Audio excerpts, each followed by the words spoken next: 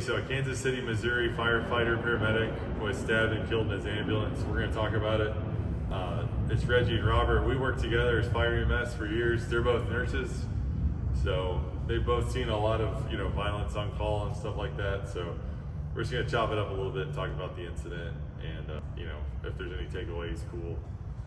So they have someone that was a repeat offender for violence against public safety. Biting officers. They were tampering with the officer's car. Officer tried to confront him about it. Got bit. Jailed. Released from jail on a $10,000 bond. And then walking down the road, had a cut on their arm. Police called. They got transport for a firefighter coming to go transport him, and then ended up stabbing the firefighter medic Hoffman and killing him. So, and then trying to steal the ambulance. And trying to bite the officer that was trying to stop her stealing the ambulance afterwards. So a lot going on with that. There's a lot of stuff going on with there. I'd imagine him being there at 2 a.m., not even wanting to be there, tired, and then having to deal with somebody that has made a series of bad decisions to where they're walking down the road, their hands bleeding, and they've caught felony charges the week before.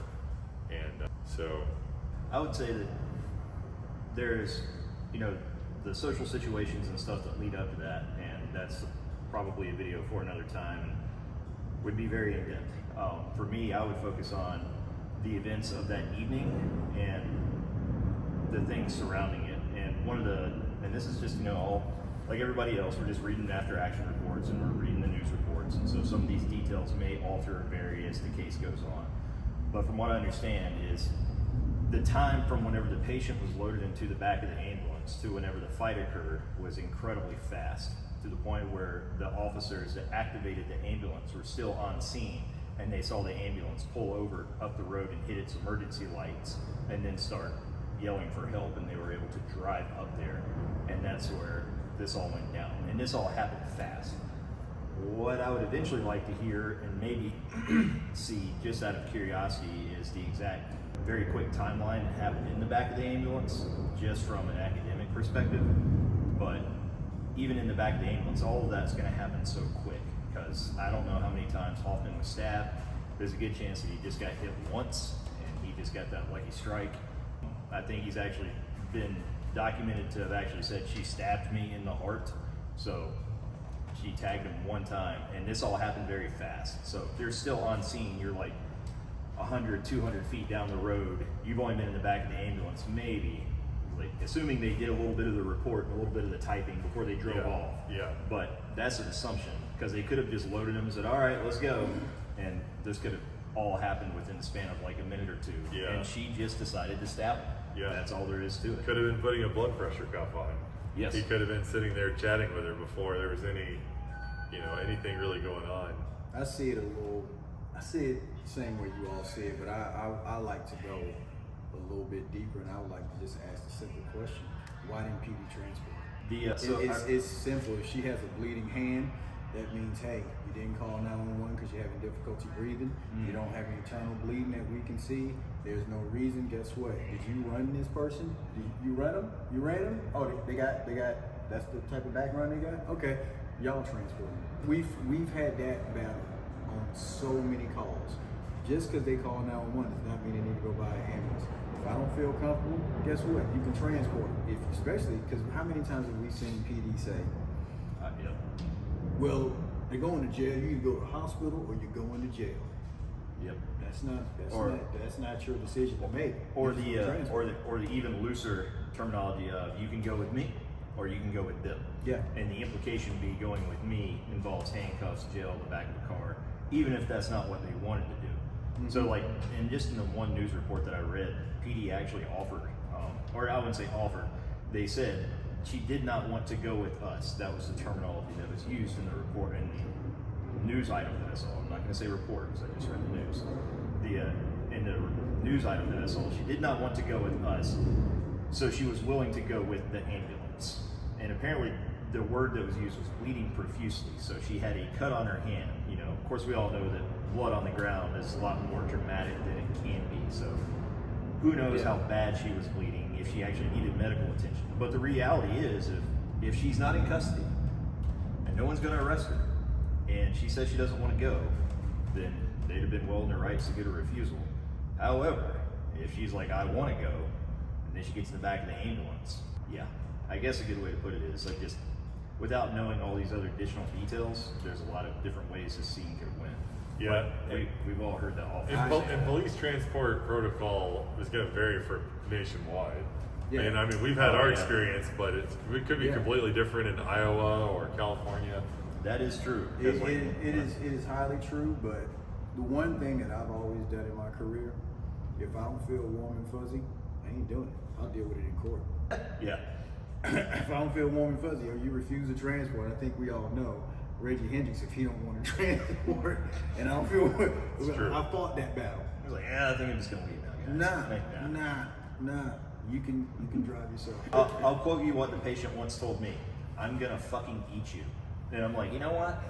No, I'm not doing this. I'm leaving. Not doing it. And I absolutely left him on scene. Like, no. Yeah, I mean, intuition is huge, and then also activating a supervisor is always good. Like, hey, this guy's telling me he wants to eat me, and he's creeping us all out. So, what do you advise, and we'll go from there. Oh, actually, yes. And so that's actually kind of one of the things that I was thinking about on the way up here whenever you came up with the idea to talk about the subject matter, is there is a lot of ways the scene could have gone right, and a lot of ways the scene could have gone wrong. There's a lot of things that we could have done differently in our careers, maybe could have done differently on scene. But the idea here is this is not an indictment of Hoffman. And for those of us that have been doing it long enough time, we all know that when it's your time, it's your time. You can do everything right. And assuming Hoffman did everything right, some crazy bitch decides to stab you in the heart when you're not looking, that's just your fucking, it's it. I've got officer friends that have literally been shot in the back of the head. They're doing everything correct. And someone just walks up and shoots them in the back of the head. There's no amount of officer safety that's going to stop that from happening. Yeah. You know what I mean? So I think what's a good way to put it? I'd like for the discussion to center around things that we can do, things that we can see or provide or discuss, or real insights on certain situations. But I just don't think any of this should be construed as And that's what brings me to the point of, like, crazy people are the scariest things we encounter. More scary than an interstate call that we might be hit by a car at 90 miles per hour. More scary than going into a house fire. Because a lot of that is tactically, we're going to choose the best route, we're going to choose the best thing, and we're going to make a planned decision. There's no normal behavior coming from a crazy person that's mentally ill or whatever, or they're so chaotic. And the things that we would do normally, they don't rationalize like that. And that's why I have a 1% rule. What's that? My 1% rule is if you present a 1% chance that you will cause me to not go home with my family, I will end you right there. No questions asked. I won't hesitate. I will deal with it in court. you have to. That's how I am when I work behavioral health, when I was on the ambulance. I don't care. I've met 8-year-old psychopaths. Yeah. I'm talking about legit. Like, there is no treatment for this. Yeah. She wants to kill her mother. She has been found standing over her mother. So I don't care how cute the girl is. She comes in, barrettes the whole nine. Reggie, is your patient? Is she cute? No, she's not cute. I don't trust her. She's gonna get her tray slid to her just like anybody else. And she's gonna get soccer kicked. And it's as simple as that. I'm not reading a book to her. I'll find out what her head is because I'm just that type of person. I want to know, but guess what? I'm standing at the door. She's over there because I'm not turning my back on her. When I take that blood and everything, I'm watching everything. I'm not even sitting the sharps on the bed. That shit stays in my hand. Because guess what? 8-year-old can get it just like a 20 or 30-something-year-old. I will end them all under my 1% rule. Yeah. And so going into anything with just know they have a trigger and you don't know what it is. Yeah. Your trigger might be you. Yeah. It just might be the I fact don't like that you are existing. And so therefore I am always on guard to snap a neck. Me and Robert ran a call one time where Robert recognized the scene was very unsafe from a veteran, and he was like, "Let's go ahead and move out." And then when we ended up transporting him, I ended up being a threat to him because I wasn't talking, and I was there for security in the ambulance. And he's like, "What's wrong with that guy?" And like, you never know who they're not gonna like, Yeah. who's gonna set things off, and you just have to stay with the dynamic of what the scene's looking like and what their body language is. And so what you actually brought up there is actually having more people on scene, but doesn't necessarily more people on scene that are actually interested in talking and interested in maintaining a psychological element of control, because more hands can sometimes be more intimidation. Yeah. Right. In the fire department, that's where we excel. Like, we're in an urban environment, and like for the department we all work for, there's always plenty of us on scene. So if we need to dogpile and monkey stomp someone, then we're fine with dogpiling and monkey stomping someone. But I'll usually have another lieutenant on scene or another sergeant on scene, and we can honestly bounce off each other. Old good cop, bad cop works. Oh, him, I don't like him, I want to beat him up. Ah, geez, well, you get your way, I'll just step on out. Hey, Steve, you're on deck. Steve comes in, and okay, cool, Steve can handle it. But that was actually one of the first situations that me and you actually ran a call on, like, because the scene that I remember was where me and old Maxwell were in the middle of one of the worst apartment complexes in our territory, and literally the scene went sideways, and we wound up being in the middle of a riot. And actually, I keyed the mic, and I'm like, we're getting swarmed by a crowd. We've got 30 people on us right now. We need PD ASAP. And PD's unable to respond, no units in the area. And Engine 3 came down and responded. But me and Max actually went back into the apartment, back into the back bedroom, and barricaded ourselves in the back bedroom until the other fire truck got there. And literally for the medical call, I remember all the firemen showing up with the Halligans and the axes and stuff like that. And it's like, okay, I guess we're just going to handle stuff the old-fashioned way, K-Bid style. Yeah, the good day. I was at the ripe old age of 23. It was my first 2 months on call. On shift. It was crazy. Back when at the end of the call, all you said was, "Hey, all right, this is what the PCR is going to say." That was a terrible scene too, because very scary. He was having an active MI, like one of the big ones, and we were delayed on scene. He coded en route, like he was dead by the time we got to the hospital. So all the community saw was he went to the back of the ambulance alive, and he came out of the back of the ambulance dead. And what y'all gonna do for him? Yep. Y'all ain't doing nothing. That was a scary scene. Y'all ain't moving fast. Yep. Even though like we're literally getting shoved, and I'm like, no, we got to go.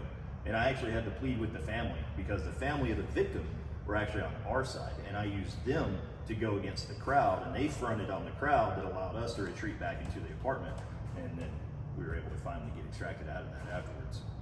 But that kind of goes into where just more hands on scene could be a good option if you have that availability. Like you said, call the supervisor, have an additional person there. As a really tall person, a lot of times I can be intimidating, so I'll go sit down and 20 foot away from the patient, or I'll get out of the ambulance. And I know sometimes full sleeve tattoos scare people, so you just kind of gotta read. Do we got too many people around here? Do we have too many coworkers around My here? shoulders apparently scare people. You got scary shoulders. Same. I walk in the room and they just like, oh, you gonna bring Mr. Muscle in here? I'm like, dude, I'm actually got brought in to be the talker. They want to kick your ass. Yeah, it's like I'm old, man. I said, like, all my joints hurt. And I said, my favorite was from the hospital. Was like, hey man, hey, how much you bench? And just deadpan as hell, looked him straight in the face and went, enough. Yeah. And then we fall. That's exactly how that went. Yeah. And it's like I just knew that's where that was going. But so this goes on to like the reality, like something that Reggie said earlier about there's 1% I'm going to end you. This is legit. I think it's good to visualize in your head what situations and what things would happen that would cause you to have to escalate the violence. Because I think very frequently, especially from fire EMS side, we don't see ourselves as being the aggressor at all. And so we see ourselves as being the moderator, we mitigate things, we bring things to a close. But sometimes there are bad people in the world that will literally look you straight in the face and say, I'm here to kill you. We're gonna find out today. It's like, well, I guess we're gonna find out.